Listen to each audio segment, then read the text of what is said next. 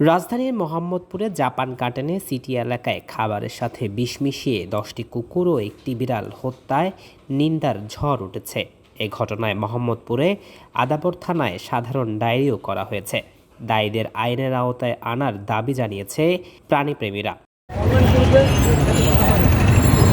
মধ্যরাতে একাধিক কুকুর ও একটি বিড়াল মৃত অবস্থায় পড়ে থাকতে দেখে স্থানীয়দের সন্দেহ হয়। এই তথ্য ছবি সামাজিক মাধ্যমে ছড়িয়ে পড়লে ওঠে নিন্দার ঝড়।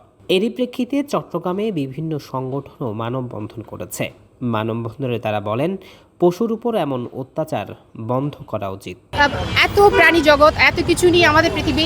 আমরা শুধু এই পৃথিবী শুধু মানুষের না, আমাদের আশেপাশে যত প্রাণী পশু পাখি আছে সবারই বেঁচে থাকার অধিকার আছে। আল্লাহর সৃষ্টি জীব, আমরা যেমন মানুষ তেমন কুকুর বিড়ালও কিন্তু আল্লাহর সৃষ্টি জীব।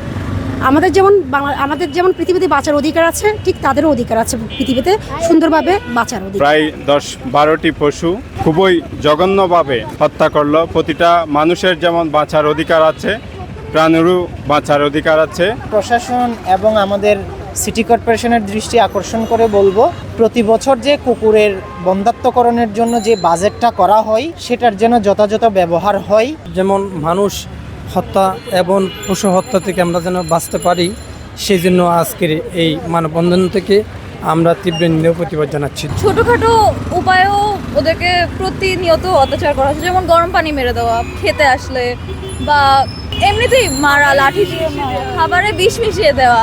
কুকুরদেরকে উচ্ছেদ করা হচ্ছে বিভিন্ন ইনজেকশন পয়জন পুশ করে।